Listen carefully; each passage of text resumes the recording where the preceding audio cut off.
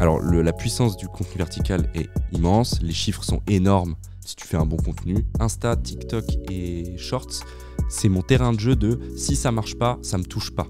La miniature doit pas prendre autant de temps que la création de la vidéo. En fait, ce qu'on va chercher à faire, c'est peut-être créer plusieurs miniatures au cas où la première miniature ne marche pas. Dans ma présentation, tu disais plus de 150 vidéos. Il y en a 50 des longues et le reste, c'est des contenus courts. C'est-à-dire que je paye un monteur pour qu'il me fasse ces contenus verticaux. Ça montre déjà à quel point ça me gave. C'est le super délit. Super délit. C'est le super délit. Toute l'actu social média servi sur un podcast. Salut à toutes et à tous, je suis Thibaut Tourvieille de La Broue et vous écoutez le Super Daily. Aujourd'hui, épisode hors format puisque j'ai le plaisir d'accueillir un créatif derrière les micros du Super Daily. Il est motion designer de profession, youtubeur par passion. Le gars est fort, il est très très fort. On va en parler avec lui, tout ça, hein. Il est ce qu'il est. Avec presque 100 000 abonnés sur YouTube, sur Instagram, et ben il s'est fait une place dans le cercle très fermé des créatifs les plus visibles sur le web social. Bonjour Justin Buisson, je suis très heureux de t'accueillir dans le Super Daily. Salut, bah merci, super intro, hein, vraiment trop bien. En plus avec le petit jingle, ça te met dedans, c'est incroyable. Bah mais comme à la radio ici, ouais, hein, tu vois. C'est clair. Bah merci pour la présentation, c'est plutôt bien, hein, franchement. Plutôt bien, même très bien, il n'y a rien à redire. C'est ça ? Ok, super. Écoute, on va faire un petit peu le tour. Moi, j'ai plein de trucs dont je souhaite qu'on parle aujourd'hui. Et tu viens en voisin. Ouais. C'est ce qu'on se disait en off. Ouais. Voilà, t'es lyonnais. Lyonnais, ouais. J'adore cette ville, trop bien.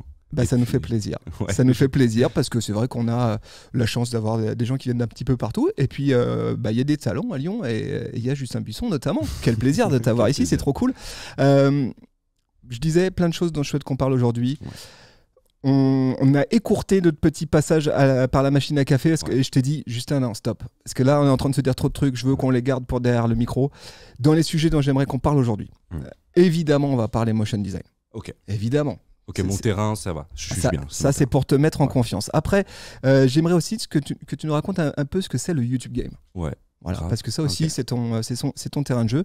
Qu'on parle de freelancing, ça m'intéresse beaucoup. Ouais. Et notamment avec ma casquette de directeur d'agence, tu vois, j'aimerais qu'on parle de ça. Okay. D'ancien freelance, hein, parce que je l'ai été aussi longtemps.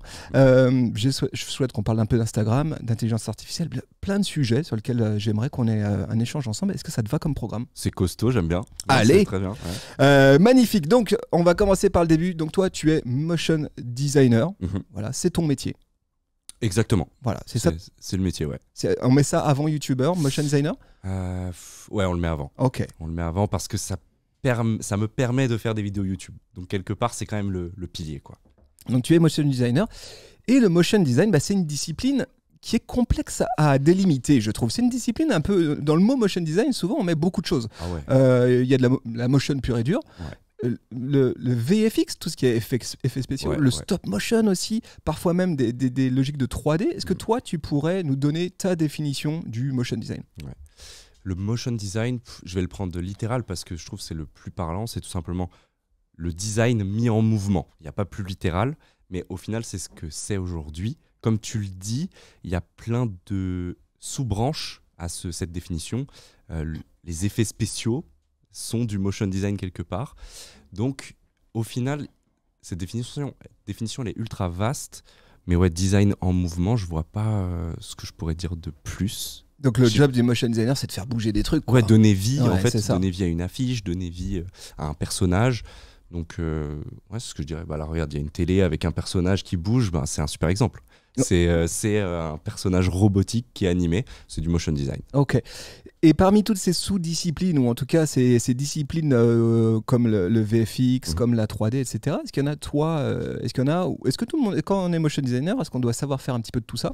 Ou est-ce qu'on choisit sa spécialité ? Je dirais qu'on l'a choisi. Après, il y a des profils assez généralistes qui touchent un petit peu à tout. Mais je dirais que, ouais, comme toujours, il y a des spécialistes uniquement dans l'animation de personnages, par exemple, ou il va y avoir des spécialistes uniquement dans les effets spéciaux. Mais de plus en plus, j'ai l'impression qu'il y a un peu une tendance vers le généraliste. C'est-à-dire qu'il sait très bien faire bouger des textes, mais il doit aussi savoir animer un peu des personnages. Et puis, il doit savoir, je sais pas, faire un peu de sound design. Ça fait aussi partie beaucoup du motion design. Tout ça, c'est des métiers, en vrai, qu'on pourrait mettre chacun dans dans leur branche. Mais aujourd'hui, le généraliste, moi, je trouve que ça augmente. Il y en a de plus en plus. Ouais, voilà. Hein. Et toi, c'est quoi ta spécialité au milieu de tout ça? Est-ce que tu as une spécialité? Bonne question. J'ai fait beaucoup de 3D, mais au final, en ce moment, je me retrouve un peu plus dans la 2D. Donc, c'est un petit peu par phase au final. Mais je dirais que je suis plutôt généraliste. C'est-à-dire que tu vas me demander d'animer du texte, je vais le faire. Tu vas demander un personnage, je vais le faire. Tu vas me demander un objet qui tourne en 3D, je peux le faire aussi. Mais voilà, dans la limite du raisonnable. C'est-à-dire que, sachant que je ne fais pas que ça, et je ne me focalise pas que sur une spécialité, forcément, je vais être moins fort que quelqu'un qui fait ça toute la journée. Donc, il y a un peu cette casquette directeur artistique / motion designer qui peut s'installer, même si ce terme directeur artistique est un peu compliqué à définir, je trouve. Donc ouais, aujourd'hui, je dirais que... Je sais plus la question de base. Ouais, donc tu es plutôt un généraliste, un motion designer généraliste, ouais, un peu touche à tout sur tout ça. Est-ce que pour être motion designer, il faut être graphiste? Est-ce que c'est un prérequis? C'est très utile. C'est très utile parce qu'on va être souvent amené aussi à créer les visuels fixes avant même de les animer. Donc par exemple, dans un storyboard, on va d'abord envoyer ce qu'on appelle les style frames. Et donc soit on fait appel à quelqu'un externe, soit on sait le faire. Quand on sait le faire, l'avantage c'est qu'on n'a pas besoin d'externaliser les choses. Et donc les style frames sont les écrans clés, on peut dire, c'est ça? Exactement, ouais. Et puis ensuite, on écrit un petit texte en dessous. Cet élément va bouger à droite. De telle manière, exactement. Donc, au final, c'est vraiment un bonus important. Et puis même, un motion designer qui n'est pas graphiste, c'est compliqué parce que dans le motion design, il y a aussi toute cette notion de composition de l'image qui est tellement importante. Donc, pour moi, l'un va pas sans l'autre. Toi, tu as fait une formation de graphiste et puis après, tu t'es spécialisé vers le motion design ou tu as fait une formation de pur motion designer? Par quoi t'es passé? Ouais, une formation assez généraliste, directeur artistique / création digitale. C'est comme ça que ça s'appelle. Okay. Et ça se passe à Lyon. C'était une école qui s'appelle toujours iArtSup. Et c'est un parcours très généraliste. On va voir... on a vu tellement de choses, du dessin d'observation, du croquis, du storyboard, de la gestion de projet, de la créa pure. Puis au bout d'un moment, on s'est spécialisé dans le motion design à partir d'une certaine année. Et à partir de là, je n'ai fait que de la vidéo, du motion design, et puis tout ce qui tourne autour du mouvement dans l'image, finalement. Donc il y a quand même eu une sorte de spécialisation à un moment. Quoi. Il y a un truc qui m'a intéressé tout à l'heure, c'est que tu as dit un motion designer, il doit aussi maîtriser le son. Ouais. Donc ça c'est aussi une discipline, ça s'appelle le sound design. De ton côté, toi, est-ce que tu accordes une attention particulière ou est-ce que quand tu travailles sur une animation, tu inclus directement une réflexion autour du son avec? Est-ce que ça fait partie du truc? Ça fait partie du truc. Souvent, on va d'abord animer puis ensuite l'envoyer à un sound designer puisqu'il faut être sûr que l'animation soit validée à 100% avant de l'envoyer à un sound designer, sinon il y aurait des allers-retours, il faudrait tout recommencer. Mais est-ce que je le fais moi-même? J'essaye au plus possible, mais en fait, c'est juste piocher dans des banques sons qui existent déjà. C'est pas de la création pure sur un piano, sur un synthé où je vais faire mes sons moi-même. Mais là où je le peux, admettons, dans mon animation, il y a un livre qui tombe, je sais pas, je vais essayer de le reproduire moi-même à la maison avec un micro et puis je vais me poser. En mode vraiment bricole. Ouais, c'est ça, de la bricole pure. Et ça fonctionne dans la plupart des cas vachement bien. Il suffit juste d'avoir un tout petit peu de connaissances, les égaliseurs et compagnie. Et puis au final, tu arrives à des résultats assez satisfaisants. Puis quand ça sort un petit peu de ta zone de confort, là tu fais appel. Chacun son métier quand même, faut se le dire.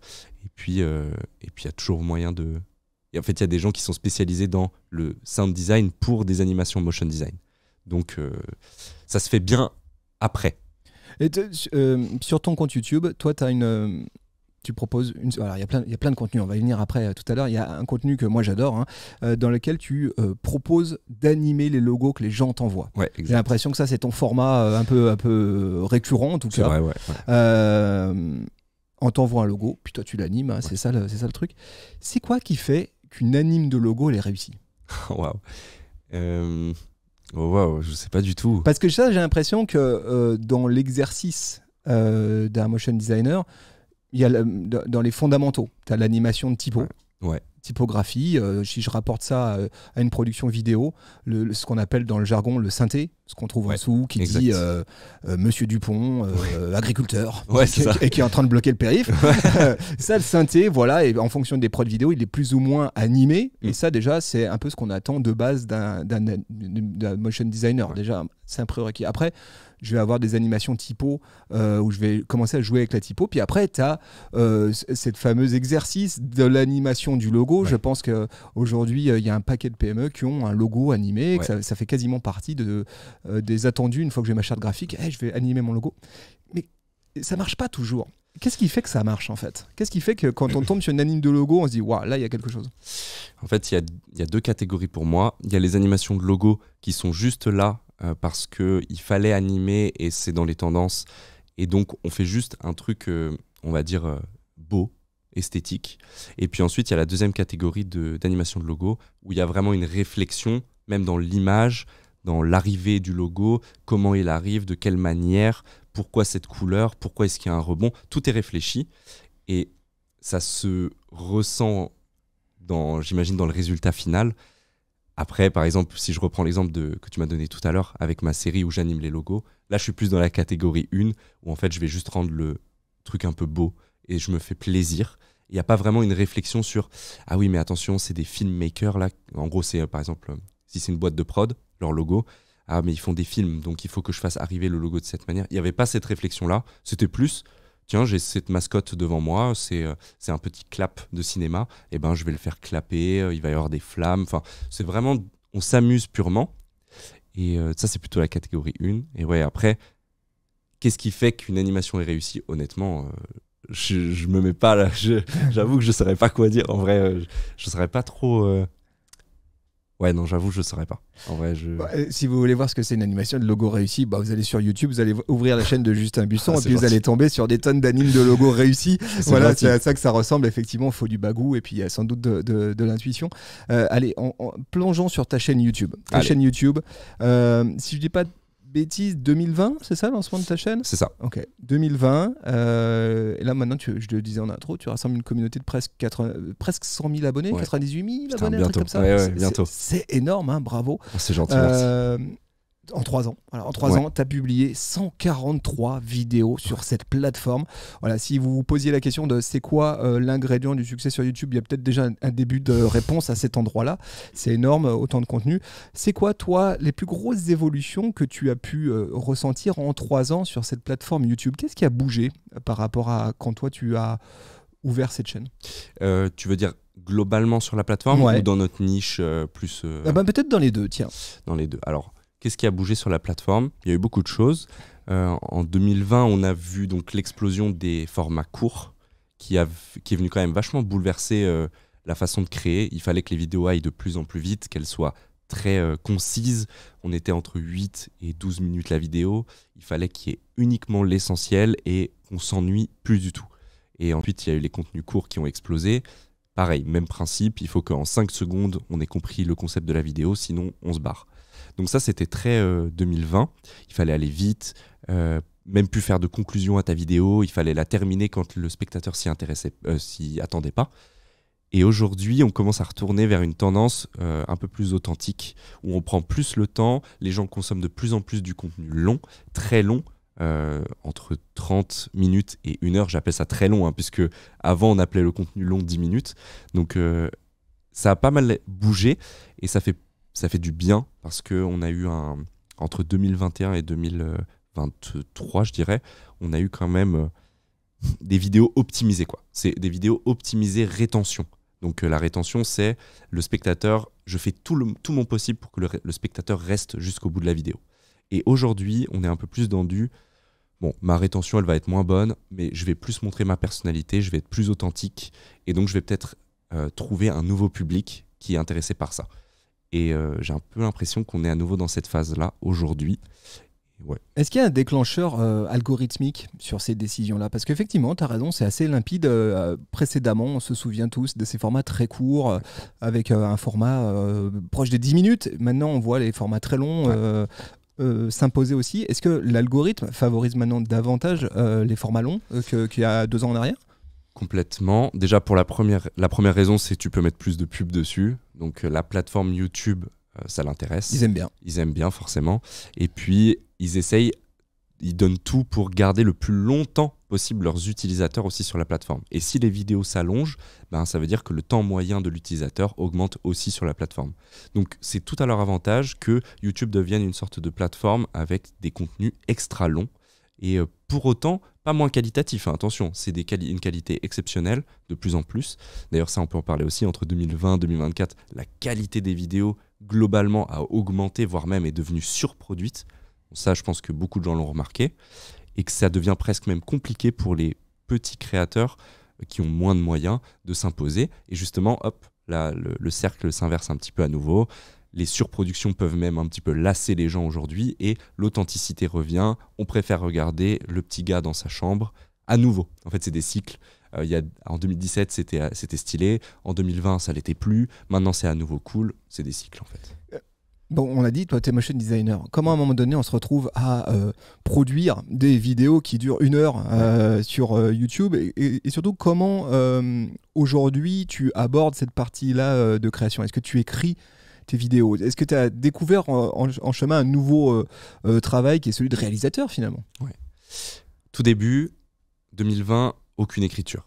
Que je lance la caméra, je vois ce qui découle, les rushs bruts sont extrêmement longs, je dois trouver là-dedans des choses intéressantes que j'ai pu dire, c'est un enfer. Puis plus j'avance, plus je me dis bon, il va falloir structurer un petit peu plus. Aujourd'hui, toutes mes vidéos sont écrites. Donc c'est-à-dire que même si ça paraît naturel, au feeling, ah tiens, il a posé la caméra là un petit peu en mode comme s'il nous parlait sincèrement, au final tout ça est écrit. Donc, je le pense vraiment et je suis sincère. Mais tout ça est préparé en amont. Donc j'ai découvert un petit peu un nouveau métier, qui est celui de l'écriture. Et puis, donc là, ça veut dire que tu écris vraiment les phases de dialogue, face cam. Hein. Ouais, tout. Et donc tu fais plusieurs prises. Ouais, c'est ça. Ouais, carrément, c'est un vrai tournage, quoi. C'est un tournage. J'essaye, si j'ai fait une prise où je me sentais un peu moins drôle, hop, je la refais. Ça enlève un peu le côté authentique qu'on peut croire. Mais au final, tout ça, mis bout à bout, rend la vidéo plus agréable à regarder. Donc pour moi, c'est... Et puis même, c'est un gain de temps. C'est-à-dire que si je faisais tout en freestyle, le feeling, voilà, les rushs feraient 4 heures. Là, je me retrouve avec des rushs de 20 minutes. C'est quand même plus digeste, même pour moi au montage, etc. Puisque je fais tout de A à Z. Y compris les caméras? Ou t'as quelqu'un qui te donne un coup de main là-dessus? Ah non, ouais, c'est... tu positionnes ta cam, la lumière, la backlight. Ok, donc là, t'as découvert en 3 ans là, des tonnes de métiers différents, en fait. Hein. Ah ouais, c'est vraiment ça. C'est une découverte de plein de métiers. La réalisation... entre guillemets, hein, puisqu'on reste quand même sur des petites prods, mais ça reste des petits setups assez cool à faire. Le montage vidéo, je le perfectionne. Le sound design, de plus en plus, je m'y intéresse, puisqu'en fait, j'ai remarqué les vidéos qui me marquent le plus, c'est celles qui ont un son de fou. Un son tout le temps prenant, des musiques qui changent tout le temps, des petits sound effects, des whoosh, ou alors même des risers, des petits trucs qui montent dans le fond. Et ce genre de petits détails, ça me fait kiffer, et j'ai remarqué que ça manquait grave dans les vidéos. Et puis... et puis le métier de script, donc d'écriture, et puis au final le métier de freelancer aussi, hein, en parallèle, de gestion de temps, de planning et compagnie. En fait, on découvre tellement de choses, c'est fou. On dirait pas il a 5 casquettes hein, sur la tête, Justin. Parmi tes vidéos, donc juste pour situer, pareil, allez voir la chaîne de Justin si vous la connaissez pas. Le contenu il cartonne, c'est excellent. Il y a vraiment on va rentrer dans le détail un peu des formats et des trucs vraiment vraiment très chouettes. Il y a aussi des vidéos qui performent de ouf, certaines qui passent les 200 000 vues. Ouais. Qu'est-ce qui fait la diff? Comment ça se fait? Comment toi t'analyses qu'il y a certaines vidéos qui boum, elles éclatent? Elle passe, elle rentre dans une forme de viralité. Est-ce que quand tu fais 200 000 vues, c'est-à-dire que c'est 2 fois plus que ton audience? On sait que la portée organique, c'est-à-dire sur base communautaire, quand on voit une vidéo, il n'y a pas 98 000 personnes qui la reçoivent en notif. Hein, donc c'est-à-dire que là, tu es rentré dans de la viralité. C'est quoi qui crée ce cadre qui permet qu'une vidéo, d'un coup, elle explose? Alors, j'aimerais bien connaître la recette, puisque comme ça, je pourrais la répliquer. Mais... je pense que c'est le concept avant tout. Si le concept peut être compris par le plus de gens possible, alors il y a un potentiel de viralité. Si on reste trop dans sa niche et qu'on donne jamais de contexte ou un point d'accroche à un spectateur qui ne connaîtrait pas ta spécialité, il va être perdu. Donc en fait, en moins de 30 secondes au début, il faut savoir convaincre que cette vidéo, ok, il y a un truc auquel je me rattache. Exemple, il y a une vidéo qui a bien marché. Quel pays anime le mieux? Concept assez simple. Il y a des pays, ok, ça je comprends. Ils vont faire un tournoi d'animation, d'accord, ça je comprends un peu moins, mais on va voir. Et il faut savoir en 30 secondes convaincre que même si tu t'y connais pas en animation, ce tournoi il va pouvoir t'intéresser, il va pouvoir te divertir. Et en fait, il faut tout mettre sur l'introduction de cette vidéo parce qu'il faut savoir convaincre le plus vite possible. Et surtout, il faut ne pas mentir. C'est-à-dire que la miniature, il faut qu'elle soit aguicheuse, qu'elle donne envie, le titre aussi, mais il faut que dans les 30 premières secondes, il ait retrouvé pourquoi il a cliqué dessus. Et il ne faut pas être hors sujet. Donc pour moi, c'est pas une chose, c'est 20 petits trucs en même temps qui font qu'une vidéo va être plus mise en avant qu'une autre.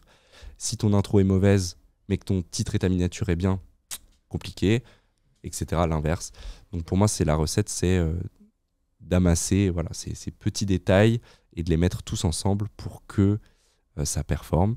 Tu avais posé un autre truc, tu avais dit une autre... Non, mais j'aime bien de savoir que ça se passe au début. Et d'ailleurs, on voit certains créateurs, notamment ricains, faire des flash-forward. Ouais. Ils utilisent vraiment ces 30 secondes pour dire « dans cette vidéo ». Ouais, bien sûr. Je le fais aussi. Ouais, et ça marche. Tu penses que c'est une réponse comme ça quand j'ai une vidéo qui implique de toute façon de plonger dedans, ouais. de comprendre ce qui va se passer et qui est un format long, peut-être d'en faire un mash-up un peu résumé au départ. Est-ce que ça peut être une piste, par exemple ? Ah ouais, carrément. Ouais. Parce qu'en fait, il faut savoir... si la vidéo elle dure 30 minutes par exemple, la personne va investir 30 minutes de son temps dans sa journée. C'est énorme quand on y pense. Il va passer 30 minutes avec toi. Donc il faut au début que tu lui montres que dans cette vidéo là, il va y avoir des trucs qui vont lui plaire. Donc ce truc de teaser qui est une technique utilisée depuis des décennies, en vrai aujourd'hui elle fait toujours ses preuves. Il suffit de ne pas mentir sur ton concept de base, ta miniature et ton titre. Emmener les gens sur un point d'accroche qu'ils connaissent au début de la vidéo. Y amener ta petite patte à toi, ta spécialité, ton métier ou alors ton humour. Puis ensuite, faire une sorte de teaser, plein d'images, de trucs qui vont se passer. Puis ensuite, la vidéo commence. Et là, il faut toujours être captivant, changer les plans de vidéo. Après, chacun a sa manière de faire. Il y a des vidéos où les personnes restent assises dans leur chaise qui font 2 millions de vues.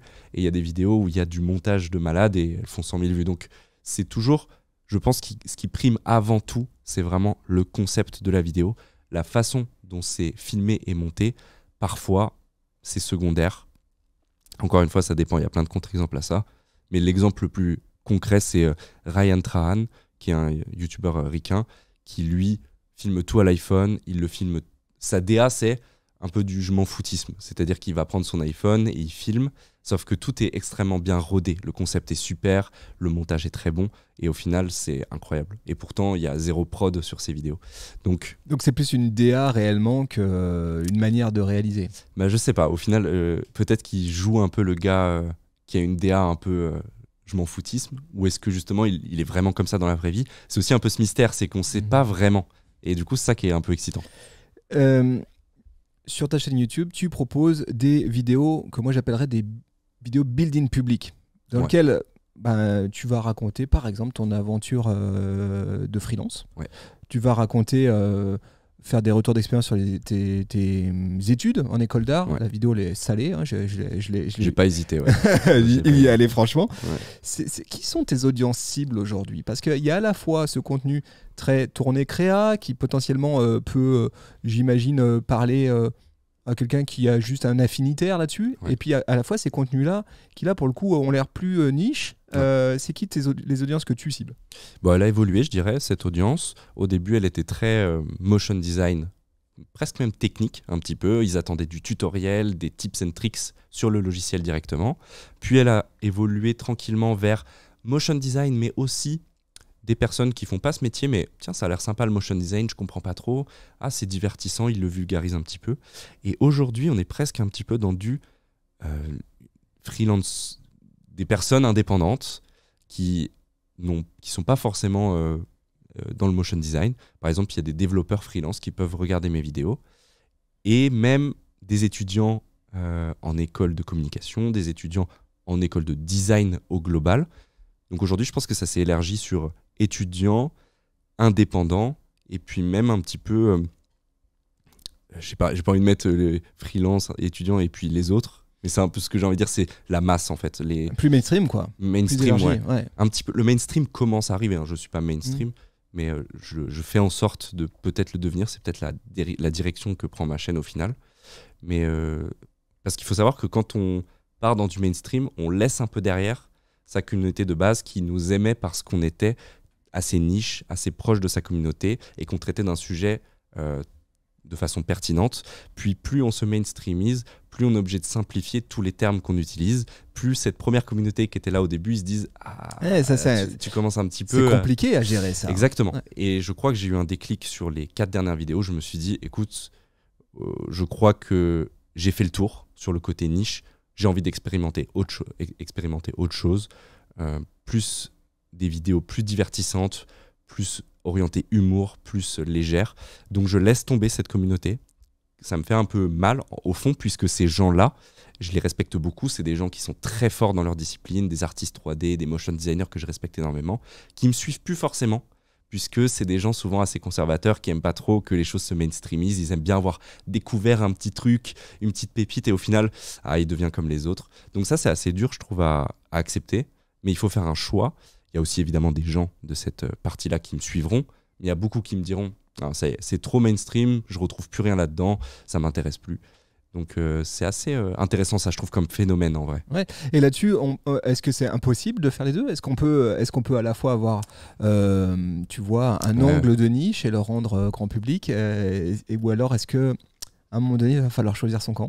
Je crois que je suis, sans me vanter, je crois que je suis un peu dedans. Et je crois que je suis un peu dans le pic de ce que je peux atteindre. C'est-à-dire que j'essaye de garder quand même encore un tout petit peu ceux qui sont là au début, ceux qui veulent un peu de technique.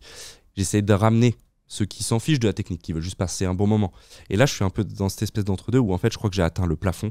C'est-à-dire que, en tout cas francophone, je sais pas si j'avais une chaîne en anglais, comment ce serait, parce que tout est décuplé quand tu parles en anglais dans les vidéos. Mais je pense que là, j'ai atteint un plafond où je dois faire un choix. Soit j'y vais à fond dans le mainstream et pour autant, je garde mon expertise de motion designer, mais les sujets deviennent de plus en plus mainstream et divertissants. Et je laisse complètement tomber. Bah, tu vois, je trouve que ça, c'est passionnant. Ce sujet spécifiquement, parce que il y a de plus en plus de créateurs et créatrices de contenu qui partent tous d'un centre d'intérêt passion, tu vois, donc comme toi, le motion, et qui, en général, partent de là pour créer des liens, etc. Puis petit à petit, ça devient des communautés en ligne. À côté, on a certaines plateformes comme TikTok, et comme Instagram aussi, qui arrivent avec des nouveaux algorithmes sur des logiques de centre d'intérêt communautaire. Exactement. Donc, qui incitent aussi les créateurs à travailler leur niche, travailler leur expertise, à pas être mainstream, justement, à rester dans cette niche-là. C'est ça. Et puis, on a YouTube. YouTube qui a un fonctionnement un poil différent, où effectivement, tu as des logiques de tendance, tu as des logiques d'algorithmes qui sont plus ouvertes, plus... aussi, c'est sans doute un moment de consommation différent, un instant de consommation différent, donc je viens peut-être pas pour les mêmes raisons. Et j'imagine que le dilemme que toi tu es en train de vivre en ce moment, l'autre l'ont déjà croisé. C'est déjà des échanges que tu as eu avec d'autres youtubeurs qui sont passés par là. Ouais, complètement. Oui, il y a plein de collègues youtubeurs avec qui on discute très souvent. Je pense à Bastille, qui lui a une chaîne sur le design d'interface, donc UX UI. Et en fait, il est pareil. Il est un peu dans ce stade où je peux parler du UX/UI, mais j'ai l'impression d'avoir fait un peu le tour. Je commence à ouvrir mon contenu. La preuve, quand il ouvre son contenu, je prends son exemple le plus parlant, je pense qu'il peut parler à tout le monde. Il y a cette application Temu qui est sortie et elle a fait beaucoup parler. Et en fait, il a fait le mix parfait. Il a fait le mix timing, nouveauté qui arrive. Son expertise, le design d'interface, il l'a ramené dans sa vidéo. Et puis le côté vidéo, Temu vous arnaque, je vous montre pourquoi. Très bonne accroche dans la vidéo, etc. Pour moi, il a fait le trio gagnant. Et c'est la preuve, c'est sa vidéo la plus vue de la chaîne en l'espace de quoi, 2 semaines, je crois. Je dis peut-être de la merde, mais c'est à peu près comme ça. Et je trouve que c'est la preuve que... je sais plus où j'allais. Putain, qu'on peut trouver un compromis, quoi. Oui, voilà. Il y a Micode aussi, qui je trouve est un bon exemple. Très bon exemple. Et tu lui, vois, pourtant, il a 1,2 million d'abonnés sur YouTube, je viens de vérifier à l'instant. Et pourtant, c'est quand même très niche ce qu'il propose. C'est extrêmement. T'as chopé le meilleur exemple, parce qu'en fait, il utilise la technique que tous les youtubeurs utilisent, c'est-à-dire trouver le point d'accroche. C'est par exemple les arnaques SMS qu'on reçoit tous. Et pourtant, dans sa vidéo, objectivement, il s'en fiche, il va utiliser des termes que personne ne comprend. Cybersécurité. Moi, je bosse toute la journée au milieu de son univers, et même à suivre, c'est pas si évident, c'est technique, quoi. C'est vraiment technique, et pourtant, c'est un peu la preuve, t'as raison, qu'il y a un équilibre possible, je crois. C'est que pourtant, il y a vraiment 20-30 secondes, des fois dans la vidéo, où objectivement, je comprends plus rien. Il me parle de scripts qui s'entassent dans des logs et tout, je comprends plus rien. Mais visuellement, j'ai l'impression qu'il a fait un travail de malade. Donc au final, je suis le fil. Et puis au final, à la fin, je veux toujours avoir ma réponse de qui sont ces gens. Donc il ramène un peu cette technique au milieu d'un truc qui paraissait plus mainstream. Donc c'est très fort. Vraiment, pour moi, c'est des top vidéos YouTube. J'adore, c'est très très fort ce qu'ils font avec leur équipe. Mais alors, en parcourant ta chaîne YouTube, j'ai vu aussi que il y avait pas mal de vidéos dans lesquelles des vidéos de groupe en fait, hein. Ouais. Donc où tu es avec des potes, voilà, on trouve souvent Ballot Prisonnier par exemple ou Clément, avec qui tu collabores souvent. Au-delà du kiff, du fit and fun, hein, comme on a, c'est le terme. C'est le terme YouTube Ouais. approprié. Est-ce qu'il y a un intérêt à jouer collectif quand on est sur YouTube ? Oh oui. Alors, le truc que En gros, on croit que quand il y a de la concurrence qui arrive, c'est mauvais. Et en fait, sur YouTube, c'est tout l'inverse. Quand la concurrence arrive, c'est génial. Ça veut dire que ta niche va grossir, il va y avoir de plus en plus de vidéos sur ton sujet. Donc, c'est vu. Imagine, il y a un nouveau YouTuber qui arrive, il est juste meilleur que toi sur tous les points, il pète tous les scores et il fait le même sujet que toi. Bah, en fait, full bénéf parce que si il a réussi à trouver cette audience qui adore ce qu'il fait, les chances sont énormes que les vues passent ensuite sur les autres chaînes YouTube qui parlent du même sujet. Donc en fait, on ne fait que grossir une bulle et c'est que du positif. C'est pour ça que j'encourage énormément de gens à se lancer dans les sujets de design sur YouTube, parce que j'estime qu'il y a encore une énorme porte ouverte, surtout dans le francophone. Anglophone, c'est déjà immense, mais francophone, voilà, ça se compte sur les doigts de la main. Il y a des gens qui ont tenté le tir, mais quand je les regarde aujourd'hui, ils sont plus actifs depuis 7 mois. Ce qui est important sur YouTube, c'est la longévité, et c'est de rester sur une plateforme peut-être 2, 3, 4 ans. Et en vrai, il n'y en a pas beaucoup, hein. Quand on y pense, là aujourd'hui, francophone, ouais, j'en compte 8, 10, max. Et encore, c'est des petites communautés. Donc si on augmentait tout ça, peut-être qu'il y a des chaînes qui pourraient, voilà, un peu comme Micode. Micode, c'est un peu le meneur d'une bulle immense, avec des Benjamin Code qui sont derrière, etc.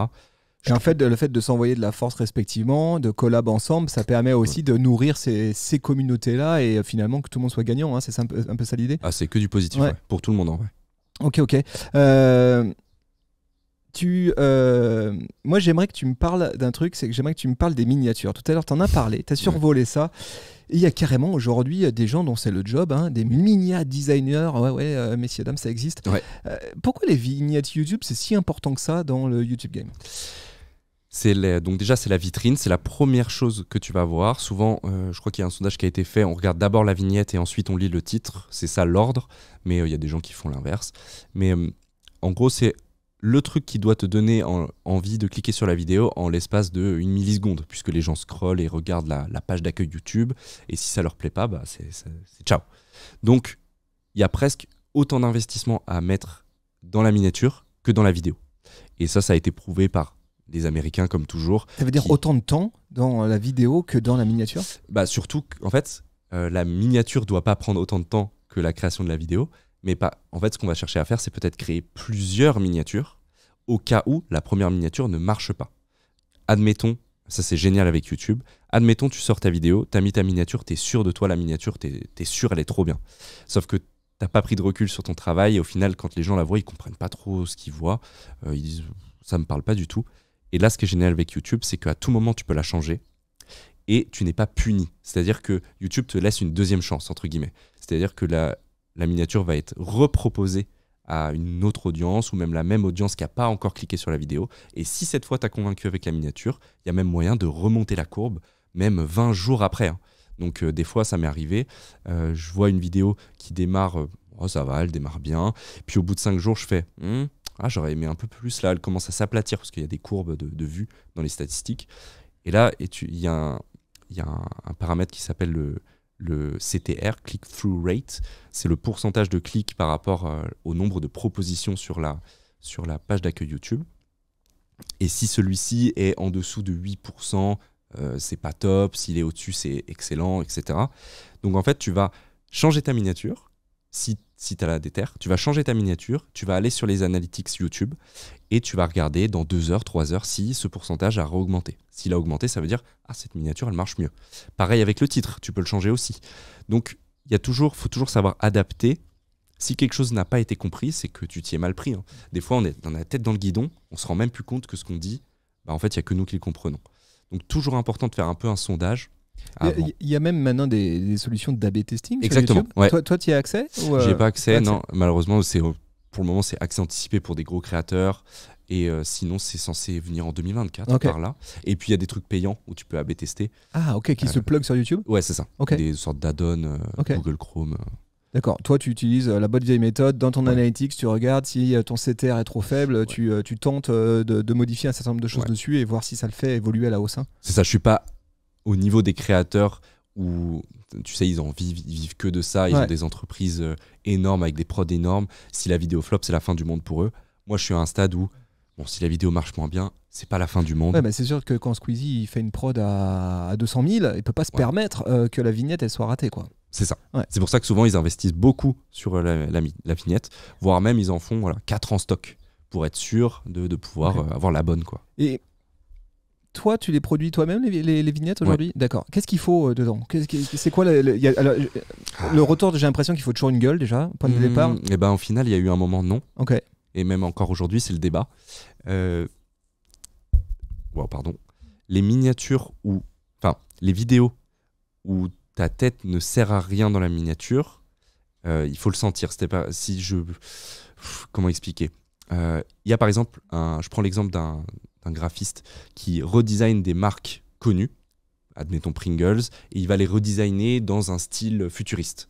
Et en fait, quand on y pense, pourquoi mettre la tête sur cette miniature ? Ça ne sert pas à grand chose. J'ai juste besoin d'avoir le logo Pringles classique, une flèche vers un truc pixelisé, et c'est en soi déjà très efficace. On a compris le principe de la vidéo. Pas besoin de rajouter un visage là-dessus. Et pourtant, il y a des vidéos plus personnelles. On va parler, comme je le fais, de freelancing. Là, j'estime qu'avoir ma tête, mettre un visage sur un sujet plus personnel, c'est important. Et il y a des vidéos où ça n'a pas sa place. Mais il n'y a pas de règle. En fait, il faut le sentir un petit peu. Mais il ne faut pas absolument mettre un visage. Il y a des vidéos c'est juste une image. Tu te dis, mais comment c'est possible ? C'est juste super intriguant. Ça fait 3 millions de vues, plus. Et les visages, c'est aujourd'hui, je trouve, très réservé aux créateurs très, très installés. On connaît leur tête, donc pas de souci. Squeezie, Seb et compagnie, ils peuvent mettre leur tête et juste rien, et ça fait 2 millions de vues. Par contre, pour les plus petits créateurs, moi, je mets ma tête en vrai, on ne me connaît pas. Donc ça sert un petit peu à rien que je mette ma tête. C'est seulement si la vidéo ramène un petit côté humain où la tête peut être utile. C'est vrai que je la mets souvent en ce moment parce que j'ose pas aussi ne mettre que les éléments graphiques. Parce que je me dis, il y a toujours ce truc le démarrage de la vidéo est important. Donc si au début, mes abonnés habituels, ils voient pas ma tête alors que je mettais d'habitude toujours ma tête, ils vont se dire, oula, c'est quoi cette chaîne, je connais pas. Donc tu sais, c'est le genre de truc un petit peu, tu sais que tu dois pas le faire mais t'oses pas. Et j'avais déjà essayé une fois, alors très marrant, on a fait un super exemple, un ami Antoine Pelletier, qui a une chaîne YouTube sur le design, lui a à un moment posté une vidéo sur 5 clés pour améliorer son portfolio. Il avait mis sa tête avec écrit portfolio derrière, mais qu'on pouvait à peine lire, etc. Donc on s'est mis ensemble avec des collègues et on lui a dit, tiens, je te conseille d'enlever ta tête, ça sert à rien sur ce genre de vidéo, mais plutôt une courbe, avec un texte qui dit « change juste ça » et la courbe explose, etc. Il n'y a pas de visage, c'est très précis l'exemple, hein. Mais ça a fait augmenter ses vues, ça a fait exploser ses vues, parce qu'on s'en fiche de son visage, on ne sait pas qui c'est, objectivement, sans méchanceté, on ne sait pas qui c'est. Et ça a apporté rien sur le sujet de la vidéo qui est très factuel, comment améliorer son portfolio. Donc, il y a beaucoup qui jouent à cet endroit. Ah, c'est cas par cas. Et vraiment, tu dis beaucoup jouent à cet endroit, c'est la différence entre 80 000 vues et 200 000 vues. C'est fou. Donc c'est une folie. Hein. Ok. Toi, tu l'as appris, tout ça, tu as appris en faisant En faisant. Ouais, c'est ça. Il n'y a pas un bouquin là. Non, les recettes pour des minias qui marchent sur YouTube. J'imagine qu'il y a, mais non, c'est beaucoup de discussions avec d'autres. Et puis beaucoup de tests aussi. Hein. Ouais, bien sûr. Il y a 2 ans, YouTube a sorti un format vertical, ça s'appelle YouTube Shorts, format extrêmement bref, 1 minute, en gros c'est Instagram Reel, c'est TikTok au cœur de YouTube. Quel retour d'expérience ? Alors j'ai vu que tu en fais même beaucoup. Oui. Quel retour d'expérience tu peux nous donner toi sur ce format Shorts ?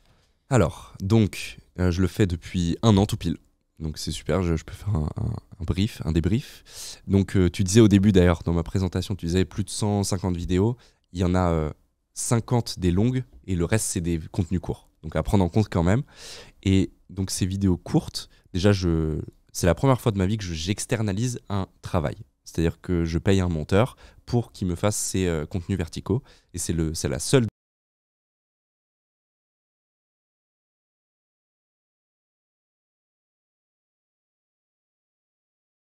Donc, parce que, Alors moi, c'est dit. Ouais, et du coup, alors, la puissance du contenu vertical est immense. Les chiffres sont énormes si tu fais un bon contenu.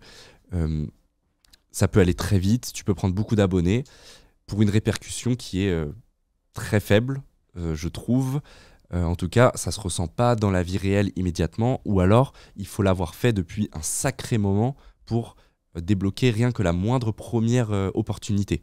Ce que j'entends par opportunité, c'est qu'au final, ces contenus courts, ils te rapportent concrètement de l'argent aussi. Parce qu'aujourd'hui, ils me rapportaient plus de la visibilité, je dirais. C'est-à-dire que ça marche quand même. Ma technique, c'est que je prends des extraits des vidéos longues et j'en fais des contenus courts. C'est la technique flemme, mais c'est la technique quand t'es personne, que je me considère encore aujourd'hui, et ben pour se faire connaître, c'est une bonne technique puisque tu mets un extrait de vidéo qui peut donner envie et tu renvoies vers la vidéo longue. Ça, c'est ma stratégie. Ça marche? Ça renvoie du monde ou pas? Ça renvoie du monde. Ok. Pas tout le temps. Ça renvoie du monde. J'ai fait l'essai. Notre vidéo tournoi avec Balo, Skel et Clémo, qui est un tournoi de graphisme, elle a performé middle, pas très bien.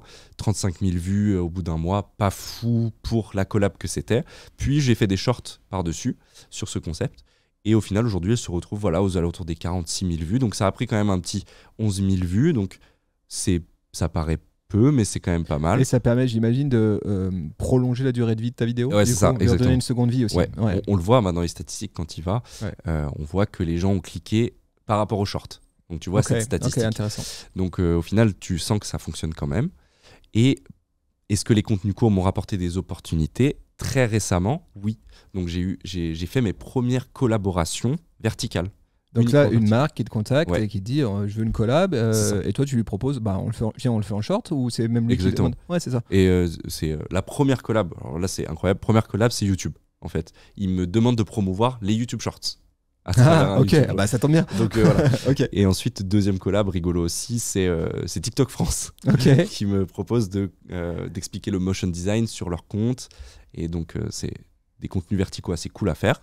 Et puis aussi, là, récemment, une imprimante, une étiqueteuse avec Epson. Donc, tu vois, c'est quand même des petits partenariats assez sympas. Des petits add-ons cool. C'est ça. Mais voilà, moi, je ne suis pas friand de ce contenu. Je ne le consomme pas. Donc, j'ai TikTok, mais je poste ma vidéo et je m'en vais tout de suite. Et du coup, je n'ai pas conscience des tendances, des trends. Je suis presque un peu boomer là-dessus. Je ne sais pas trop quelle musique il faut mettre. Je fais ma sauce et je m'en fiche si ça prend pas. C'est vraiment les Insta, TikTok et Shorts. C'est mon terrain de jeu de si ça marche pas, ça me touche pas. Par contre, si une vidéo longue ne marche pas, je suis un peu plus deg. Vraiment, là, ça se sent. Et c'est-à-dire que je me mets aucune limite sur les contenus courts. Et je pense que ça touche une autre cible aussi. Et j'espère que ça empiète pas sur ma cible principale et qu'ils se disent putain, ils spamment les contenus courts, on s'en fout. J'en sais rien en fait. Parce que là, il y a des youtubeurs qui eux ont carrément sont beaucoup plus décomplexés que toi sur ce format.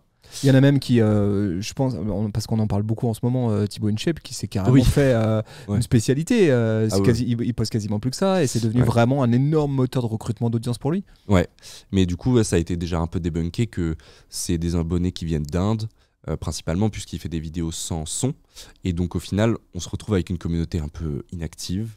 Et c'est vraiment pas ce qu'on cherche quand on veut faire de l'audience sur YouTube. Est-ce que ça, c'est une crainte quand on est youtubeur, c'est de se dire, les shorts, le problème, c'est qu'ils peuvent viraliser. Ouais. Et du coup, je peux me retrouver effectivement à avoir des audiences, mais ces audiences, elles seront pas qualifiées parce que c'est pas celles que je défends. J'ai pas un contenu format long qui est adapté pour eux. Du coup, je me retrouve avec des audiences qui sont très loin de ma commu initiale. Et ben justement, il faut faire des shorts qui sont très proches de tes contenus longs du coup, si tu veux pas que ça arrive. Mais il y a quand même cette crainte qui est réelle.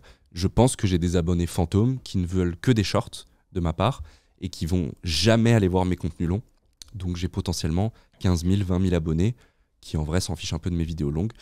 Pour moi, parce que vraiment, ça split tes audiences. Tu as la Ouais. sensation que au cœur de tes audiences ou des audiences d'un YouTuber, tu as des audiences vidéo long et des audiences vidéo short et que finalement, elles cohabitent. bah, c'est un peu le territoire de l'inconnu puisque YouTube le vendait comme si vous faites des shorts, Ouais. vous inquiétez pas, les communautés vont se convertir vers vos vidéos longues. Même dans votre algorithme de recommandation, on vous mettra vos vidéos longues. Donc tu sais, ils le vendaient un peu comme faites-le, ça va Tout à être fait. cool. La réalité est apparemment autre. Au final, les shorts pourraient même empiéter sur tes vidéos longues puisque en fait tes abonnés, ils ont un temps d'attention, on va dire, plus faible puisqu'ils consomment beaucoup de contenu court. Puis ils se retrouvent sur cette page d'accueil YouTube avec tes contenus longs.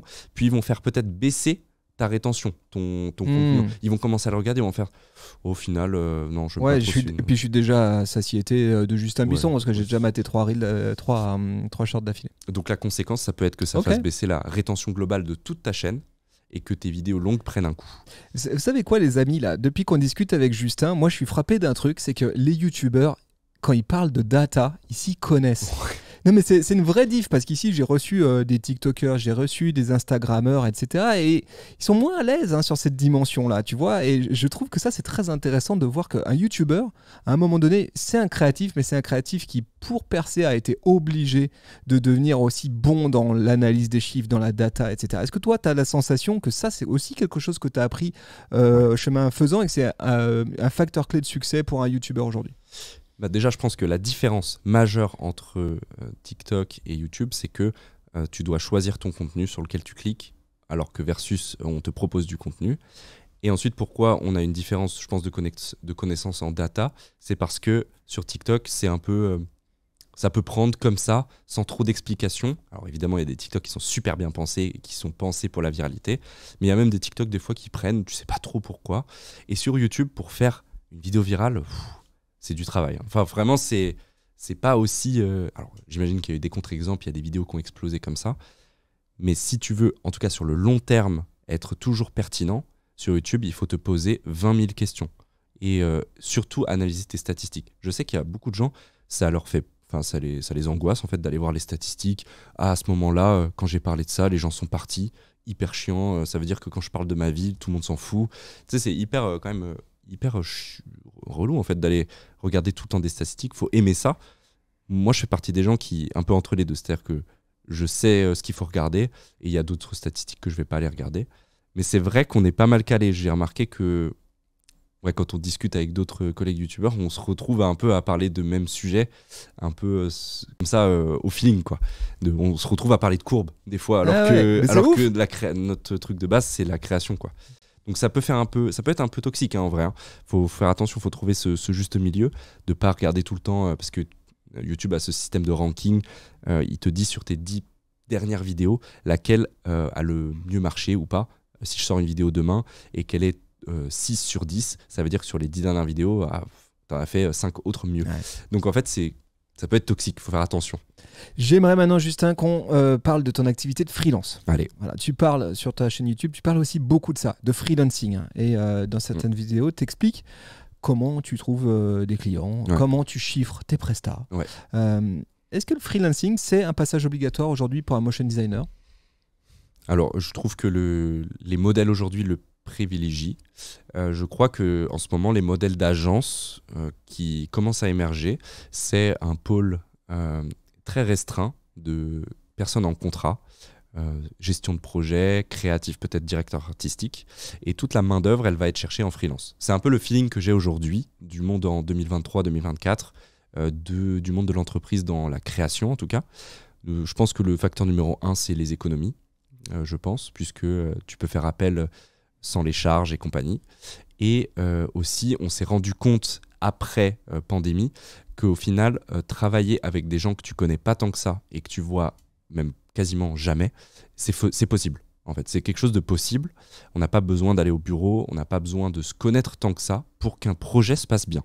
Alors, il y a toujours des contre-exemples à ça, évidemment, mais dans la majeure partie des temps, en fait, j'ai travaillé avec des gens que je n'ai jamais vus dans la vraie vie. Ça s'est très bien passé et je pense que ça privilégie ce côté freelancing aujourd'hui et en même temps, ça coûte moins cher. Donc, je pense que là, il y a un espèce de truc où on se crée une agence, mais en fait, l'agence, c'est juste plein de freelances qui ont travaillé pour eux Et c'est plus vraiment, ça reste leur travail à eux, mais c'est un peu le travail de plein de gens, quoi. Justement, moi, faut que je t'avoue. Toi, t'es chef d'entreprise. Mais justement, voilà, j'ai un dilemme aujourd'hui. Ouais. J'aimerais qu'on en parle ensemble. Je te le disais en off, je veux pas qu'on ait cette conversation maintenant. Je veux qu'on l'ait derrière les micros parce que c'est effectivement un dilemme de patron d'agence. Donc moi, je suis patron de l'agence Supernatif. J'ai été, comme je te disais, freelance avant de monter cette agence pendant longtemps, pendant plus de 10 ans. Donc j'ai eu les deux casquettes et maintenant la mienne, c'est celle de patron d'agence. Et je vois les confrères, les consoeurs faire exactement ce que tu dis, c'est-à-dire créer une agence et bosser beaucoup, voire énormément avec des freelances. Il y a certaines agences qui outsourcent, tu as raison, 100% de leur production. Même la gestion de projet. 100% de leur production créative, y compris la gestion de projet sur des freelances qu'ils embauchent donc en free sur des contrats ultra longs, parfois 1 an, à raison de 5 jours par semaine. En gros, ce sont des freelances qui sont salariés sans avoir les avantages du salariat. Ce qui est légalement ça du coup c'est du salariat déguisé. Ce qui est légalement interdit. Ouais. Donc nous, juste pour préciser, c'est pas un truc qu'on fait chez Supernatif. On a 15 créas ici qui sont tous en CDI. Mais je me dis, et c'est là où est mon dilemme, je me dis peut-être que je suis con, peut-être que j'ai raté un truc. Parce qu'effectivement, c'est vachement plus coûteux pour moi, tu comprends? Voire même, parfois, j'ai des discussions, j'ai un motion designer qui est juste là, voire même, parfois, j'ai des discussions avec certains qui me disent le statut de freelance, ça me va bien, tu veux pas me prendre en free plutôt? Ils demandent presque à être... Et du coup, je suis dans un dilemme, c'est-à-dire d'un côté... j'ai mon statut d'ancien freelance où je me dis non, je peux pas prendre un mec, je sais ce que c'est être free, je l'ai été pendant plus de 10 ans, c'est aussi une instabilité, t'es pas salarié, tu vois, t'es pas protégé. Donc si j'ai besoin d'une fille ou d'un mec durablement, que je trouve qu'il est bon, bah, je lui dois ça, un contrat de travail, tu vois, et un confort, une durée dans notre relation. Donc je l'embauche, et en même temps, je me dis putain, peut-être que je suis con, peut-être que je rate un truc. C'est quoi, toi, ton avis là-dessus? Donc je pense qu'il y a différentes personnalités et qu'aujourd'hui le truc c'est moi tu me proposes un CDI, je vais le refuser pour plusieurs raisons. La première, c'est l'impression de dédier ma vie entière à une entreprise et d'avoir la peur de passer à côté d'autres potentielles opportunités. Pas que j'ai envie d'aller voir ailleurs tout de suite, c'est juste varier, dans nos métiers créatifs surtout, varier les différents clients, varier les différents projets permettent au final d'être meilleur, je trouve, que d'être tout le temps dans la même organisation, avec la même routine, les mêmes journées. Le fait d'être un petit peu plus modulaire, c'est-à-dire que je vais peut-être faire 3 jours chez Supernatif, mais il y a 2 jours qui vont se passer avec une autre agence que j'aime beaucoup aussi. Puis en fait, Supernatif refait appel à moi, ils ont besoin de moi sur un gros projet, là on va se prendre 2 semaines, et ben je bloque 2 semaines pour eux, mais je sais que dans 2 semaines, hop, je vais être sur autre chose. Et du coup, t'as raison, ça crée une instabilité et une insécurité, et une incertitude aussi de la suite. Mais d'un autre côté, ça crée aussi cette excitation qu'on vient chercher. Et il y en a qui le vivent très mal. Faut prospecter, faire des recherches, etc. Mais je pense qu'aujourd'hui, c'est un modèle qui plaît de par sa liberté, la liberté que ça apporte. Et aussi du fait que c'est le truc le plus recherché du moment. Donc au final, c'est un peu... je pense que c'est un des meilleurs moments pour se lancer en freelance, puisque c'est un peu une émergence. Du coup, il y a beaucoup de concurrence aussi, au final. Mais du coup, est-ce que toi, tu devrais licencier tes 15 personnes et prendre que des freelances? C'est la question que je te pose. Attention, tu as une responsabilité, là. En fait, je pense qu'il y a quelque chose dans le fait de créer une équipe que tu ne pourras jamais reproduire avec des freelances, ça c'est sûr. Des souvenirs, des moments même, des projets que tu as fait ensemble, etc. Je pense qu'il y a quelque chose de magique dans une équipe que tout le monde a... que tout le monde a envie de vivre et de se dire ça a l'air incroyable d'être dans une boîte qui bouge, etc. Et à la fois, peut-être que tu devrais peut-être réduire. Je dis, tu devrais peut-être réduire à moitié. Il y a des têtes qui vont tomber, hein, Justin, il est passé. Tu devrais peut-être te poser des questions et dire c'est lesquels qui sont les plus indispensables, et ensuite les autres tu les outsources en freelancing. Puisqu'au final, tu en as besoin, mais pas si souvent que ça. Ouais. Et qu'est-ce que tu... c'est compliqué. C'est pas facile. Qu'est-ce que tu penses Salut. Il fait coucou. Ciao. Il fait coucou aux équipes qui sont dans le canapé et qui nous écoutent en ce moment. C'est fini pour vous. Qu'est-ce que tu penses de ces agences, et là, vraiment avec ton point de vue de freelance, de ces agences qui créent un lien d'ascendance comme ça avec des free, c'est-à-dire vraiment qui embauchent un free durablement pendant. Mais parfois, il y a des trucs. Moi, je suis étonné que ça soit même qu'ils se fassent pas taper sur les doigts ou que la relation elle puisse durer aussi longtemps avec des freaks qui sont embauchés 5 jours par semaine pendant 1 an, 2 ans, 3 ans en exclusivité. Ouais. Ils devraient être salariés, ces gens-là, on est d'accord. Ah bah oui, là, du coup, dans ces cas-là, très précis, où ils sont 5 jours par semaine, pour le coup, là, ils se font juste avoir. En fait, il n'y a pas la protection, comme tu dis, il n'y a pas tout le chômage, les congés. Enfin, vraiment, on passe à côté de tout. La mutuelle et compagnie, enfin, les réductions. Donc, là, dans ce cas-là, oui. Mais dans les cas où tu es quelqu'un de très mobile, qui a aussi ses projets perso à côté, je suis l'exemple de ce profil. Je passais 3 jours avec une agence, Behind the Skills, qui est une agence lyonnaise aussi. Et avec eux, je leur ai dit, écoutez les gars, je peux vous allouer 3 journées par semaine environ. Vous pouvez me les placer comme vous voulez. Et les 2 autres journées, par contre, je travaille pas pour vous, je travaille pour mes projets à moi. Et ça, je trouve, c'est un modèle qui me convenait super bien. Je restais dans le monde un peu plus classique de l'entreprise, avec des clients, des retours clients. Puis ensuite, à côté, je retournais un peu dans mon monde à moi, que j'aime bien, c'est-à-dire celui des projets personnels, de l'entrepreneuriat un petit peu plus à proprement parler. Est-ce que je peux créer des projets, des choses comme ça? Et si là, l'agence en question, elle t'avait proposé un mi-temps dans ce cas-là? Ouais, parce que du coup, au final, ce serait peut-être plus avantageux pour moi, je sais pas. En fait, alors ouais, ça c'est aussi un truc, c'est que je pense que je serais moins bien payé en mi-temps qu'en freelance modulaire comme ça.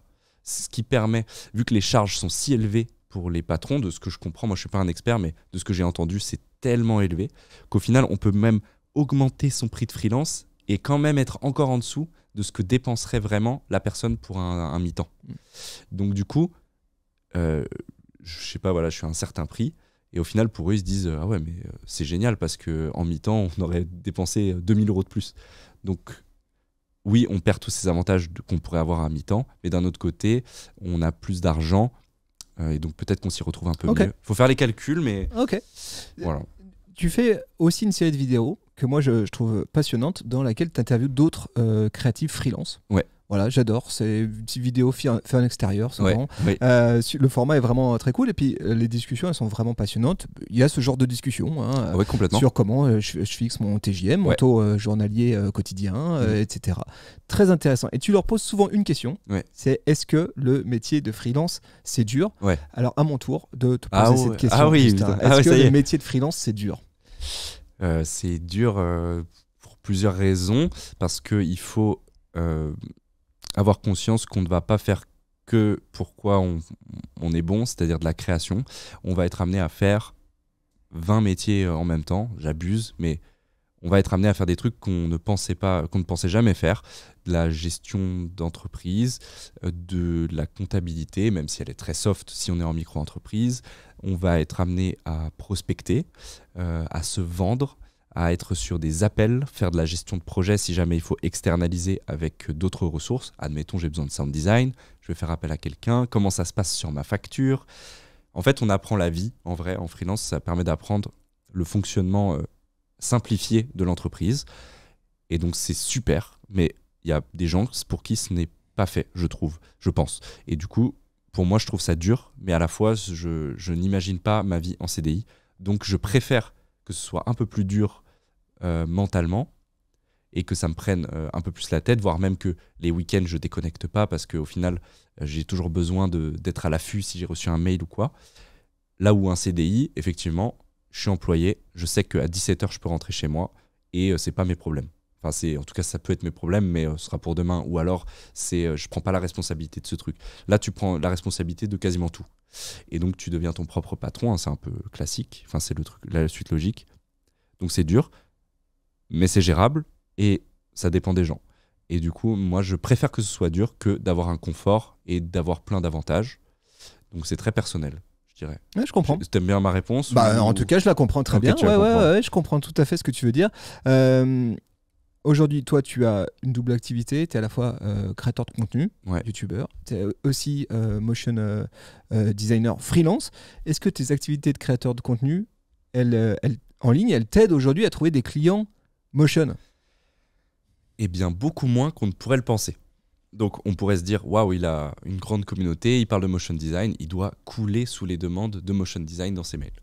Et en fait, pas tant que ça. Il y en a eu, évidemment, des gens que ça rassurait de me voir travailler dans des vidéos, donc ils se disaient, ah, je vois comment il fait, donc c'est cool, ça me rassure, je vois son visage, j'ai envie de travailler avec lui. Au final, le plus de demandes que j'ai, c'est des sponsoring. Donc c'est des marques qui veulent passer dans ma vidéo pour une intégration YouTube. Donc au final, mes travaux freelance, motion design, réalisation vidéo, montage, je les fais que grâce à cette agence avec laquelle je travaille, Behind the Skills. Et sinon, à part ça, je n'ai quasiment, j'ai accepté de temps en temps, mais j'ai quasiment jamais accepté les demandes que je reçois par mail pour le motion design. Et je les renvoie toujours à mes amis qui sont freelance aussi. On a un espèce de petit groupe où quand quelqu'un n'a pas le temps de faire un projet, bah, je lui file le client et puis on s'arrange, quoi. Tu fais la boîte aux lettres. En gros, je fais un peu la boîte aux lettres. Ouais, Je lui dis, bah, moi, je suis pas disponible. Par contre, j'ai un ami qui est disponible. Et souvent, en fait, voilà, c'est de l'entraide pure et dure, quoi. Et donc, la question de base, c'était... Est-ce que ça t'apporte du business motion ? Alors, du business motion, non. Du business, oui. C'est sur plein de formes différentes. Et ouais, mais non, la réponse, c'est pas trop. Ok, d'accord. Pas trop. Allez, on bascule du côté d'Instagram. Allez. Instagram, t'es aussi présent sur Instagram. Ouais. Fortement, hein, 93 000 abonnés. Ouais. Les Reels. Merci les Reels. Sur ce compte Insta. Est-ce que tu as une idée éditoriale qui est différente de celle de YouTube ? Ouais, comme je te disais tout à l'heure, c'est mon terrain de jeu. Je vais poster les contenus courts, principalement. Et puis, c'est-à-dire que ça va pas trop me toucher s'il y en a un qui marche mieux que l'autre. Et c'est vraiment, je balance du contenu pour ramener les gens sur ma chaîne YouTube. Moi, ce que je veux, c'est... En fait, je mise tout sur ma chaîne YouTube et j'utilise les réseaux autour pour les faire ramener sur ma chaîne YouTube. Donc forcément, sur une vidéo courte, Reels, type Reels Insta, qui va faire 1 million de vues, bah, il n'y en a peut-être que 200 qui vont vraiment faire l'effort d'aller voir sur ma chaîne YouTube. Et en vrai, c'est déjà 200 de personnes de plus de prises. Donc, je le vois un peu comme ça. C'est ramener des gens sur ma chaîne YouTube. C'est ça l'objectif de ton compte Instagram. C'est l'objectif de mon compte Instagram. C'est pas de devenir Instagram. Du coup, tu n'as pas de compte exclusif à Instagram. Attends, de contenu, tu n'as pas de contenu exclusif à Instagram. Bah, sauf contenu de partenariat de marque. Il y a du post-collab aussi, non ? Je te vois faire des trucs avec qui je t'ai vu faire comme ça des post-collab Instagram. Est-ce que ça, c'est des contenus que d'autres font en exclusivité sur leur compte auquel tu te greffes ? Comment ça marche ? Bah, pas tant que ça au final. Hein. Non, en vrai, c'est principalement, en fait, mes contenus Insta, quand j'y pense, c'est principalement du contenu qui, d'une certaine manière, dit tout le temps, bah, si vous voulez aller voir, c'est sur ma chaîne YouTube. Okay. Donc, c'est toujours du teasing. Effectivement, de temps en temps, un travail, justement un travail extrait de par exemple, les animations de logo. C'est typiquement un truc qui va se retrouver sur mon Instagram 4 jours après la sortie de la vidéo pour être une sorte de relanceur en mode regardez ces animations, je les ai fait sur YouTube. Est-ce que du coup, quand tu façonnes ta vidéo YouTube, tu intègres au moment où tu écris ton histoire YouTube de ta vidéo, tu te dis ça va être la petite séquence qui ira très bien sur Instagram. Non, en mode maléfique, je sais déjà très bien. Pas tant que ça.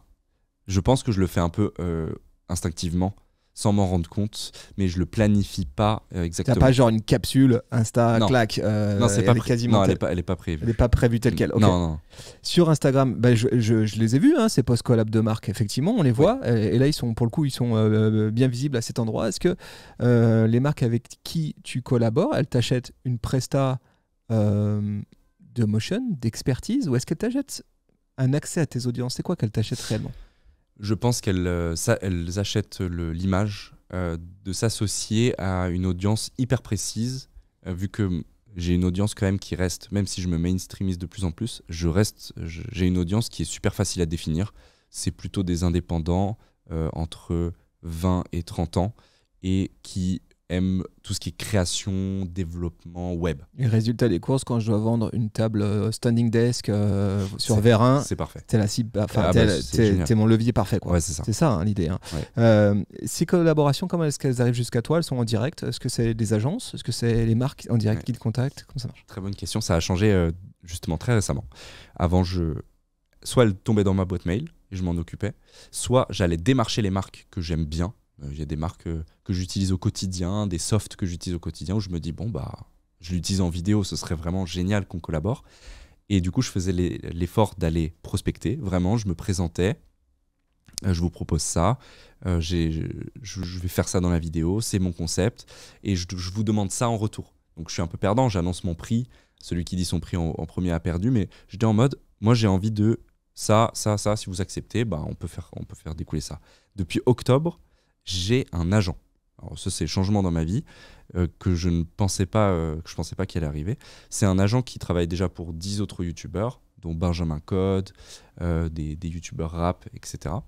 Et au final, c'est génial puisque c'est un apporteur d'affaires. Je suis en exclusivité avec lui. C'est-à-dire que toutes nouvelles affaires qui viennent dans ma boîte mail, ça devient son affaire. Toi, tu l'as eu fait dropper directement. Je lui fais dropper. Ouais. Il se charge de toute la partie négociation, présentation du créateur. Il me défend, il me vend en fait, littéralement.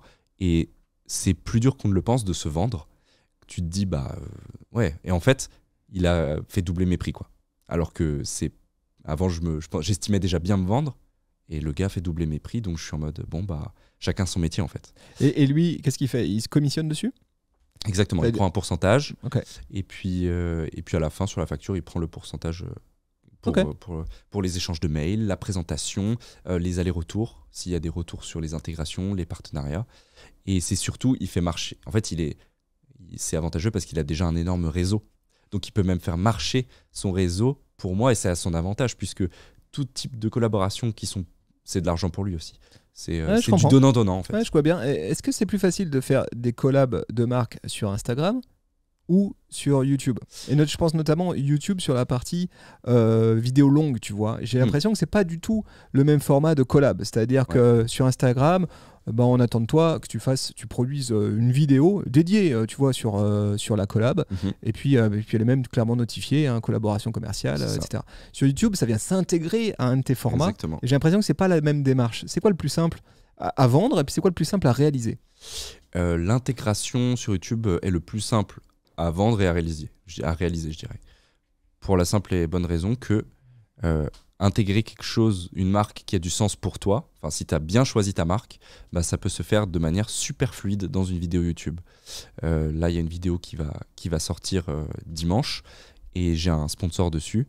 Et en fait, c'est une logique d'une logique déconcertante.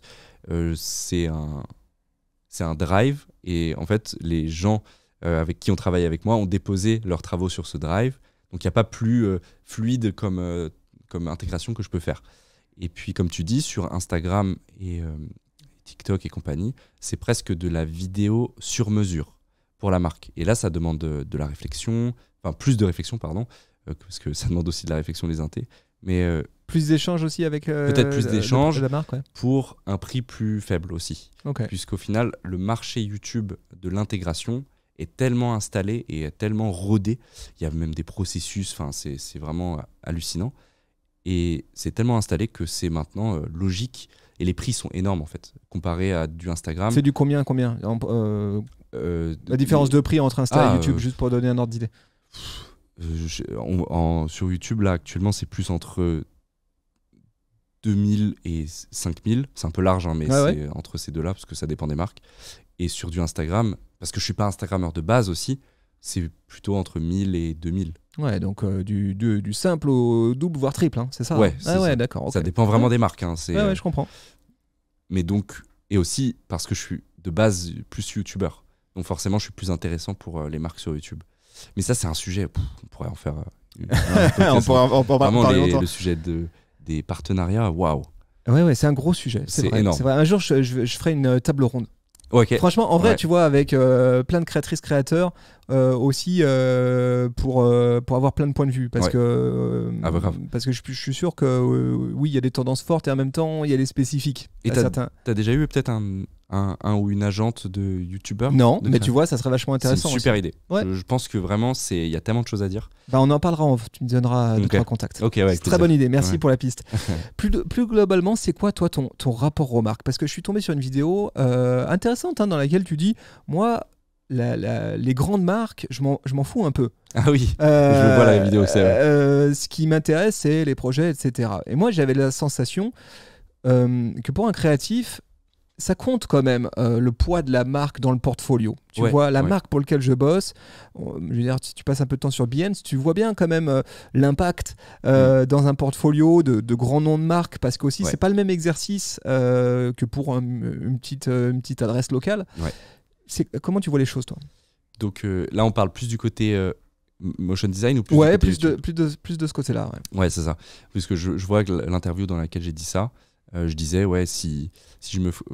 Il y a certaines marques qui sont un peu considérées comme le Graal quand tu te fais contacter en tant qu'artiste 3D ou motion designer. Et moi, personnellement, sans faire le mec ou quoi, ça me touche pas spécialement. Et je cherche pas vraiment à collaborer avec des marques immenses et associer justement ces marques à mon nom ou les avoir sur mon portfolio.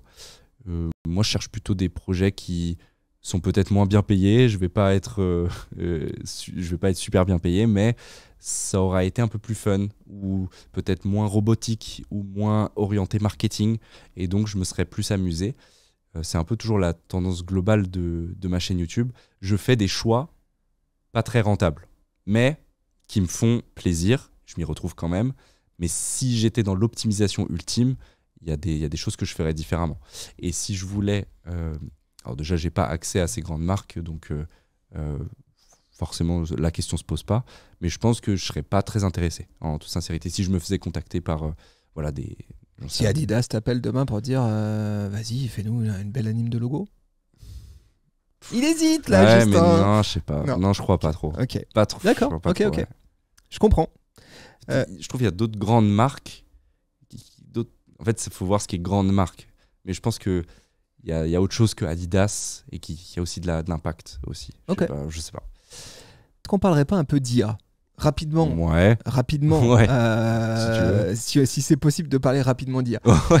Depuis un peu plus d'un an, effervescence absolue Ouais. autour de l'intelligence artificielle. Il y a vraiment beaucoup de mouvements avec des technos nouvelles, IA génératives, hein, qui viennent vraiment bousculer la manière dont les métiers créatifs bossent. Hein. Oui. Est-ce que toi, tu as intégré de ton côté des outils d'IA dans ta production, dans tes processus créatifs? Je réfléchis. Puisque aujourd'hui, IA est utilisé un petit peu à tout va. Ouais, bien sûr. Il y a des outils qui sont déjà de l'IA depuis 5 ans, mais qu'on n'appelait pas IA. Ça peut m'arriver d'utiliser la génération intelligente de Photoshop pour une miniature sur un endroit précis où j'ai besoin d'un truc que j'arrive pas à faire. Sinon, en toute sincérité, je ne l'ai pas beaucoup utilisé. Et je pense que c'est presque même un peu un défaut, puisque il faut savoir être à la page, il faut savoir s'intéresser aux nouvelles technos qui arrivent. Mais je crois que je suis déjà dans ma phase où j'ai un peu la flemme de m'intéresser à des nouvelles technologies. Ouais. Je suis bien avec mes petites habitudes, etc. Donc forcément, quand il y a un truc qui vient un peu bouleverser toute l'industrie, forcément, il faut s'y intéresser, tu vois les trucs passer. Mais au fond de moi, j'ai un peu... J'attendrai que ça passe un peu, et comme ça, on se focalise sur les bonnes choses. Ouais. Parce que là, il y a tellement de nouveaux outils. Écoute, je pense que ça serait intéressant que tu écoutes l'épisode qu'on a enregistré il y a peu de temps avec le patron d'Adobe France, Ok. qui parle justement des outils d'IA générative. Ouais. Je sais que la suite Adobe, forcément, tu la ponces de partout. Oui. Et il y a déjà beaucoup d'outils de ce côté-là. ChatGPT, c'est un truc que tu utilises dans ton écriture de YouTube? Non. Je l'ai utilisé pour 2-3 trucs, pour reformuler un titre quand j'avais pas les mots qui me venaient. Je lui dis fais-moi 10 titres YouTube qui y ressemblent. J'ai testé, mais j'ai jamais été super convaincu. Après, je pense que je l'utilise mal aussi, sincèrement. Mais je suis assez impressionné de ce qu'on peut faire dans tout ce qui est automatisation. Il y a un YouTuber que j'aime beaucoup qui s'appelle Shubham Sharma et qui, lui, est un peu un spécialiste de l'automatisation. Il adore faire un chat GPT qui va aller dans un autre soft IA, qui va renvoyer avec l'API un autre truc à ça, et à la fin, ça te génère un clone de toi qui parle sur un script que tu as écrit. Donc tu vois, c'est assez fascinant, et à la fois, je trouve, pour le moment, ça me convainc pas. C'est-à-dire que je le vois et je fais, bon, ça se voit un peu quand même, encore que c'est de l'intelligence artificielle, etc. Donc, tu vois, je suis observateur, et le jour où quelque chose me convainc vraiment, là, je l'utiliserai peut-être vraiment. Mais pour le moment, il y a beaucoup de tests, d'utilisation un petit peu presque inutiles. Des fois, on utilise l'IA, alors ça sert à rien. Et j'attends le jour où on utilisera l'IA pour des trucs vraiment utiles ou des trucs où, je sais pas, je suis observateur. Moi, je constate qu'il y a en plus des outils, en plus des technos, il y a aussi une nouvelle esthétique. Il y a une esthétique qui est en train de s'installer, une esthétique qui est en train d'émerger. Moi, je l'appelle ça l'IA esthétique, tout simplement. Tu vois, AI esthétique, si on peut dire. Tu vois, Jacques Mus, tu vois, typiquement, ce fake out of home, tu sais, ce côté gros objet 3D dans la vraie vie. Est-ce que toi... Et du coup, j'ai l'impression qu'il y a une sorte de déplacement aussi vers le VFX, qui pendant un moment était peut-être une discipline un peu oubliée, hein, les effets spéciaux vidéo. Est-ce que tu as l'impression que ça, c'est une opportunité aujourd'hui pour un motion designer, au-delà même du motion de typo, un peu classique, tu vois, aussi d'aller regarder ce qui se passe de ce côté-là et... Je pense comme tout, c'était un peu des cycles. Ce que tu décris là, les objets, les gros objets qu'on peut retrouver dans des environnements de la vraie vie, dans les villes, etc. C'est un peu des cycles. C'est-à-dire que ça, c'est déjà des choses qu'on voyait en 2015. Un peu là où c'était le prime des VFX sur YouTube. Il y avait plein de tutos, plein de gens qui disaient comment faire une explosion de bâtiments, etc. C'était vraiment le truc tendance. Puis ensuite, on est repassé un peu sur de la 2D, de la typo, du kinetic type. Puis là, on revient peut-être un peu plus sur... la réalité augmentée, comme tu dis, un peu cette esthétique où on va mettre des objets 3D CGI dans des environnements réels. Donc là, on tend vraiment vers des trucs, surtout avec les casques qui sortent. Il y a franchement un truc à observer. Mais en tout cas, je pense que les artistes 3D ont de très beaux jours devant eux. Pour ce qui arrive, le spatial computing, comme ils aiment bien l'appeler et compagnie, je pense qu'il y a des choses chouettes à faire. J'ai hâte, en vrai. Encore une fois, très observateur. C'est-à-dire que je suis pas le type de personne qui, dès qu'il y a une nouveauté, je vais automatiquement sauter dessus et saisir une opportunité et créer un business. J'aime bien observer et ensuite me servir des outils. Je fais une veille. Ok, ces outils-là, cool, ça c'est un peu oubliable, ça c'est top. Et après, je les mixe ensemble et je les mets dans mon workflow. Mais peut-être 3 ans après. Donc... peut-être c'est une mauvaise méthode. Hein. Non, chacun sa méthode, je ne me permettrai pas. Alors là, tiens, je fais juste un détour par le chat sur Twitch où il y a plein de monde qui te salue, qui te remercie. Et je lis juste celui-ci. La buissonnerie, j'imagine que c'est ta commu, c'est le style. C'est la chaîne secondaire, la buissonnerie. Mais ouais. La buissonnerie, je pense, elle aide une petite génération de freelance graphique. Donc merci Justin. Il y a beaucoup de remerciements en fait. Hein, parce que j'apprécie beaucoup chez Justin, c'est sa transparence et sa volonté de transmettre. Est-ce que tu as au fond de toi un truc où tu te dis je fais ça aussi pour la cause, je suis en train de former les générations futures, ça fait partie aussi de tes moteurs?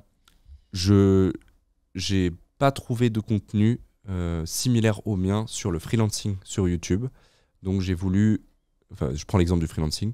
Donc, je me suis dit, ok, c'est vraiment le moment d'ouvrir une porte et d'expliquer la réalité. On voit souvent, tu vois, ce TJM, on voit souvent des chiffres astronomiques, beaucoup de réussite, et on voit rarement le mec middle qui réussit bien sa vie, mais c'est pas non plus...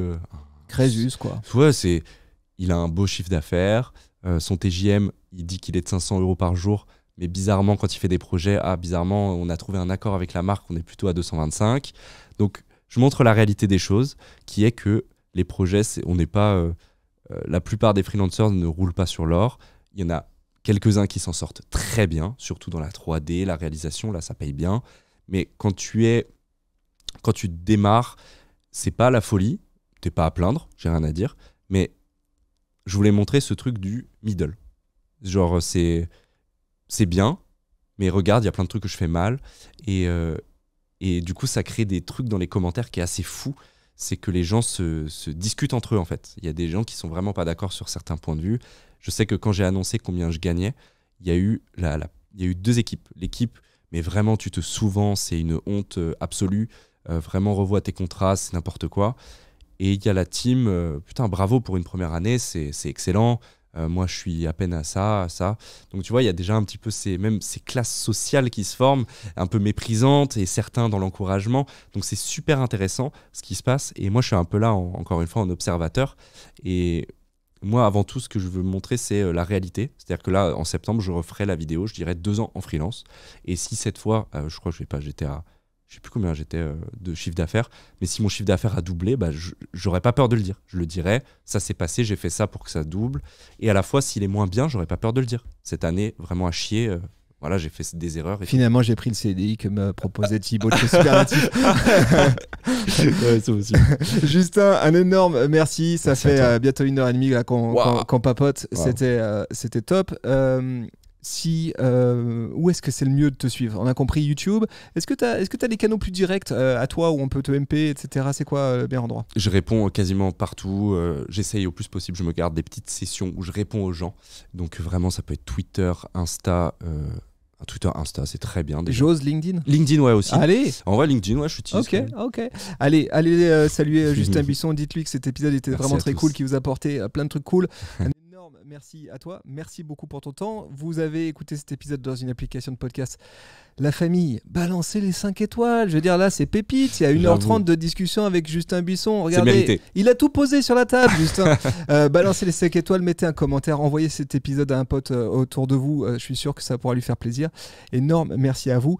Très bonne fin de journée. Merci, Justin. Merci à toi. Salut. Ciao. Salut.